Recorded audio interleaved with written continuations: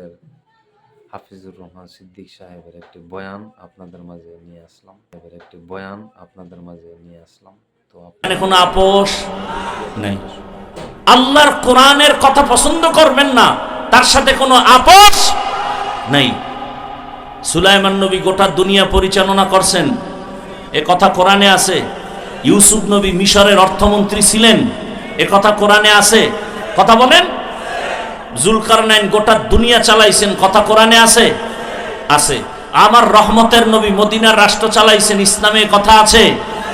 তাহলে কেন বলবেন রাষ্ট্রনীতি নাই? ইসলামের সব নীতির থেকে উত্তম নীতি ইসলামের নীতি।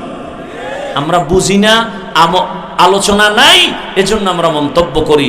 অন্তত না জেনে মন্তব্য থেকে চুপ থাকা উত্তম। যেহেতু আমরা মুসলমান, ইসলামকে আমাদের মুকুট বানায় চলবো ইনশাআল্লাহ। কি ইসলামকে অপমান হতে দিবে?